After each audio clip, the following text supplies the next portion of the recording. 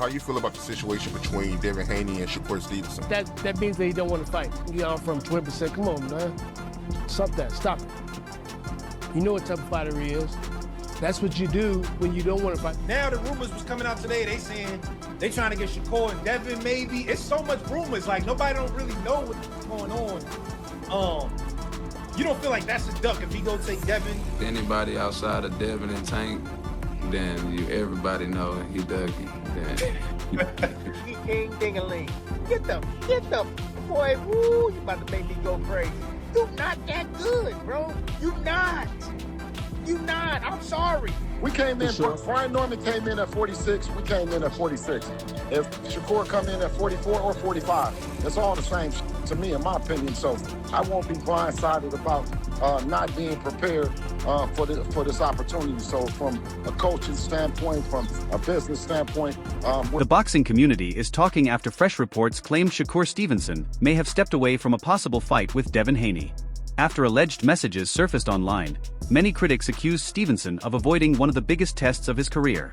The discussion is still ongoing, and fans remain split over what those reported messages actually mean for this long-running rivalry. The sanctioned bodies and all that need to make them fight. If they do fight, who you think gonna win? I actually don't know. I mean, my mind says Shakur probably win, but then I see the great work they did with Loma, or that fight with Loma, and overcome a lot of different obstacles in that fight. It could be hard for Shakur. Sugar Shakur, right? Sugar Shakur Stevenson. That's they call it. It'd be hard for him for the long range, the height, how big he is, stuff like that. And then what makes me think even more is when Shakur stayed spar with Crawford, and he had lots of problems with Crawford. Even though Crawford wasn't punching him hard or whatever, but you know what he had problems with? He had problems with the long arms and the height of Crawford. So he couldn't counterpunch like he wanted to. For Crawford. Crawford probably wouldn't hit him hard, but it's different, you know, he's longer and stuff, it's harder. So that could be a problem. The story gained even more attention after Benji reported that Zufa Boxing is interested in making Devin Haney versus Shakur Stevenson. Fans immediately reacted, with many saying Stevenson is delaying the matchup once again. At the same time, Haney has publicly pushed for the fight, calling it one of the biggest events boxing can make. As the rumors continue, fans want both rivals to finally settle everything inside the ring. 3-division world champion, former undisputed lightweight, former WBC junior welterweight, and reigning WBO welterweight world champion, first ballot Hall of Famer once he retires, superstar boxer, top 5 pound-for-pound best fighters in the world, Devin the Dream Haney, 33 wins, no loss, no draw, 15 wins by way of knockout. He calls out another first ballot Hall of Famer of his era. Ironically enough, Devin Haney is 27, and the person he calls out is 28 years old, who's another first ballot Hall of Famer, Olympic silver medalist, 4-division world champion, former unified super featherweight, who simultaneously up until yesterday held the WBC 135-pound title and the WBO 140-pound junior welterweight title. At the same time, superstar boxer, 4-division champion, who will be a first ballot Hall of Famer, Shakur Stevenson, who is 25 wins, no losses, no draw, 11 wins by way of knockout. So Shakur Stevenson and Devin Haney, as I said, and Devin Haney confirmed it, as you see there, this is the next super fight. A Haney versus Stevenson fight now seems more possible than ever before. Reports say both fighters could be working with Zufa Boxing, which may remove many of the promotional problems that blocked the fight in the past. With both names connected to the same company, fans are becoming more confident that this long-awaited showdown could finally happen. With Zufa Boxing, apparently, according to Eddie Hearn, was what? Stevenson. Yeah. Does that kind of open the door for you to work with Shakur? Obviously, No, Shakur signed with Zufa, so that'll be him moving forward. But I just don't know who they're going to put him in with. Because you see, Zufa are paying, like, as a business, they're paying these guys 5 times more than anybody else would pay them. To fight who? Like, who are you going to put Shakur? You can put Shakur in with O'Shaquie Foster and give him $15 million? I mean, good luck to Shakur. I love him. I said to him, great, mate. But yeah, it's a weird model. And Eddie Hearn recently said Zufa Boxing is offering massive financial deals to bring in top fighters, including Shakur Stevenson. Although he praised the company's bold strategy, he also questioned if that level of spending can continue over time. Even so, Zufa's entry into boxing has already improved the chances of making major fights happen. Knows exactly what Zufa's trying to do. It will be very interesting to see how long they keep this kind of model up, but if this is correct, and I don't have any reason to doubt Eddie, but if this is correct and Zufa have signed Shakur Stevenson for his next fight, maybe it's a one-fight deal, maybe it isn't, I have no idea. They did that with Conor Ben, supposedly it was a one-fight deal, who knows? The game plan is simple here. Outspend everyone, grab up all the talent, and then undercut the rest of boxing. If you have else whose contracts are coming up, then the rest of the sport does have to somewhat capitulate that you have the best roster and or the best league, which the UFC's Zufa Boxing alternative is kind of working toward, right? The UFC model. Fighters are going to want to be there. The best in the world are going to want to be there. It's a long-term play, and I think Eddie knows this, that it's not meant to be sustainable to sign, one fight, $15 million deals for the next 10 years. They're going to do this until they grab up all or the majority of the talent. And it may work. Bill Haney believes Devin Haney would be the hardest opponent Shakur Stevenson has ever faced. He says Devin combines elite speed, strong defense, valuable experience, and championship-level ability, giving Stevenson challenges he has not dealt with before. Bill is confident Haney has everything needed to come out on top if the fight takes place. Shakur saying he not fighting Dev unless he got a rehydration clause. Shakur, man, honestly, you know what I mean? Because, I can pop it on channels and shit like that and do that, you know what I mean? And we can have fun with it.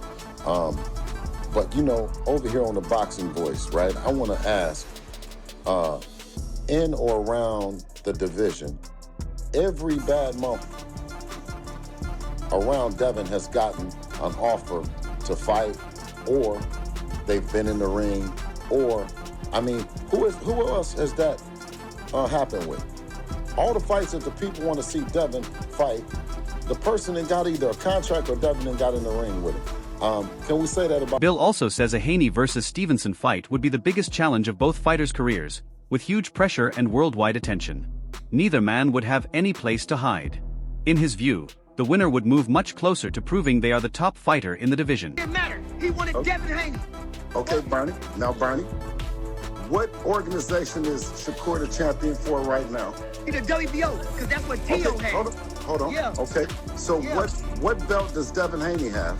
The WBO. So if he wanted to mandate something, he could mandate something right now, Bernie. If he want to do it, yeah. Okay, Bernie, don't blow up flood vessel. Yeah. But he can still, listen, if he just wanted one belt, he can come get the one belt right now. Nagy recently said disagreements over weight conditions are still one of the biggest reasons the fight has not been made. Based on his conversation with Bill Haney, both teams remain far apart on issues like weight limits and rehydration clauses.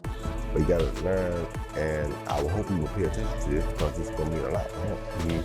His feet are good, but sometimes they take him too far out of range to be able to come back and count.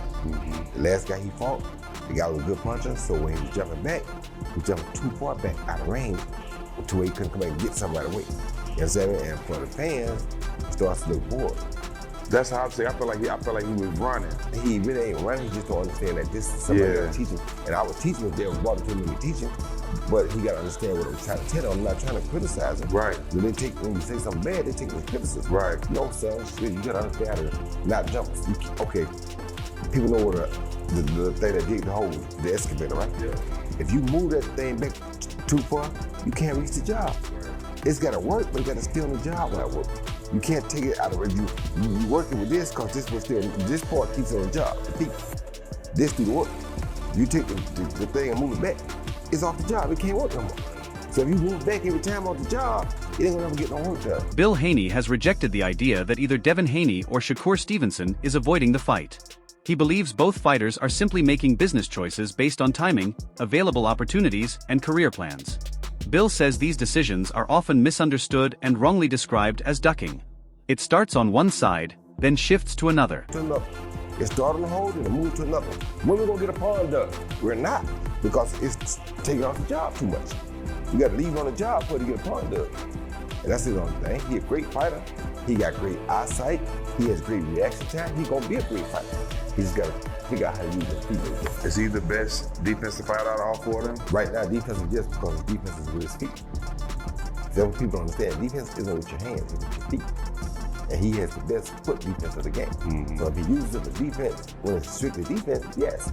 But when you want to make it offensive, you can't do the same. You got to cut it in half. And that's the only thing he had a problem with. Once he learns that, or figures that out, he gonna be a killer. Would the skill he has now make him the best out of them four? Right now, no. Because some people gonna say, boy, and the reason the rest of them don't want to fight him is because they know he got that foot game so well that he's not going to engage until he wants to engage. And that's a good thing too. But for the fans, and to be not right now, the ratings, you got to be able to engage when they need you to engage. Jones believes one small change could make Stevenson even more dangerous. If he stays closer after making opponents miss, Stevenson would have more chances to fire quick counters and increase his offense while still keeping his world-class defense. For me, personally, I'm on a different level than everybody. Yeah. And when it comes down to boxing, because Devin... Stevenson has also explained that a rehydration clause would matter if he moves up to the welterweight division. He feels fighters who gain a lot of weight after the weigh-in can have an unfair size advantage, so he wants future fight agreements to keep the competition as even as possible. I'm coming in with rehydration clause. I don't even do that. Yeah. But why am I going up to these guys' weight classes if I'm not planning on going there? So any of y'all want to fight me at 147? Yeah, 10 pounds. 10-pound rehydration. Like the IBF rule, basically. You gotta understand, that means on fight night, when we get in the ring, they're gonna be 157, maybe 158. Max. No bigger than 160 that night. Right. I'm cool with that. So if we could get it like, all right, like the IBF rule, 10-pound rehydration. Yes, but think about it. If there's no rehydration clause, these guys gonna get up to 170 pounds. Yeah, 175. I'm in the 140s on fight night. Yeah. So if I'm 140, they 170.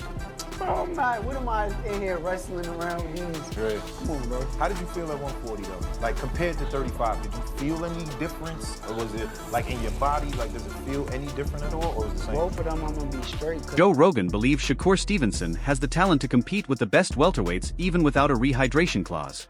Rogan says Stevenson's speed, defense, and boxing IQ are so high that his skill and timing can overcome any difference in size. And there's some sort of a rehydration clause. Listen, kids, it ain't gonna matter.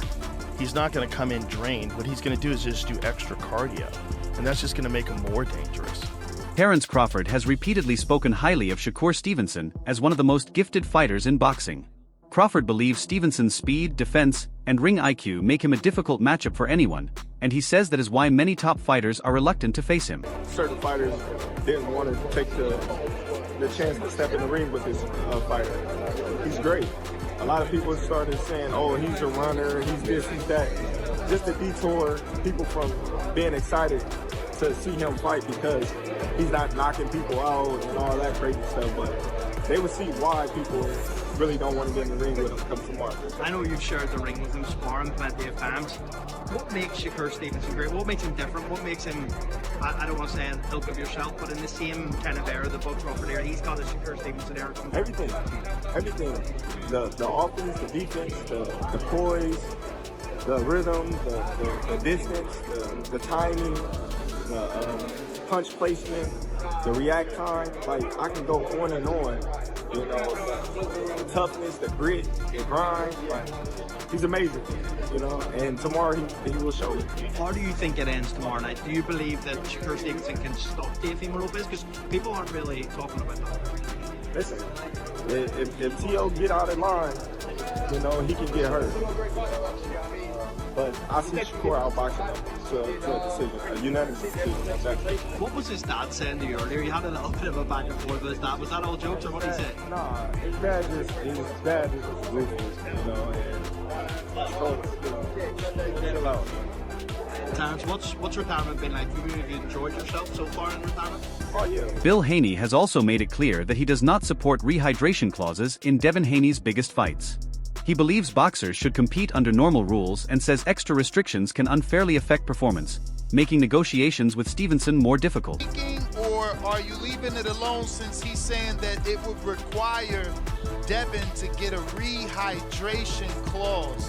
Is that something you're willing to get on the phone and discuss how many pounds exactly? Well, when you're speaking about Debo, you might hear a whole lot of that's inconsistent with things that you say about normal fighters. When you talk about a generational talent like Dev, you would expect those that are elite to look to have, to be on a level playing field. What you weigh is what you weigh, and how you get down the next day is, it is what it's all about, Adding more fuel to the discussion, Boxing Massacre claims Stevenson has very few options left if a fight with Devin Haney does not happen. The Post argued that fans will keep questioning Stevenson if other possible opponents choose different paths while the Haney matchup remains unfinished. Well, a little bit of this, a little bit of yakking back and forth, right? I mean, how awesome would that be? These two names. Well, we've been talking about this fight for a while. Tantalizing. But now, I tell you, it's juicy. I tell you, this fight now is even more juicy than it was the first time around when they were talking about it. When they were talking about it the first time around, Haney was red hot as undisputed lightweight champion, and Shakur was the boogeyman who was very good, but was having trouble blocking the insider boogeyman. Right. I gotta be honest, man. Like this could, if this happens right now, this is the right timing too, because both are at a good moment in their careers. It's actually, and there's a title on it's actually simmered back. Many boxing analysts believe a Devin Haney versus Shakur Stevenson fight would be one of the sport's most technical battles. Since both fighters are known for elite defense, ring IQ, and distance management, the contest could turn into a high-level chess match decided by strategy and small adjustments. So, Bill, you trying to say you want that next? Your son versus Shakur Stevenson next? That's what you want? Absolutely. All right, would you take it at 144, though, Bill? Would y'all take that at 144? No, I'm going to take it at no 144. All right, what about 147 with a rehydration? Would you take that? No. Oh, there's... Meanwhile, Benji shared an update about Keyshawn Davis responding to Bill Haney's proposal involving Shakur Stevenson. As rumors continue to build, the focus remains on negotiations, weight terms, and promotional control. Nothing has been confirmed yet, leaving fans waiting for official news about the potential mega fight. Whether this matchup happens or not, the discussion around Devin Haney and Shakur Stevenson, with negotiations, weight issues, and public callouts still making headlines, fans hope these rivals finally settle everything inside the ring. Share your prediction in the comments, and don't forget to like, subscribe, and stay tuned for more boxing updates.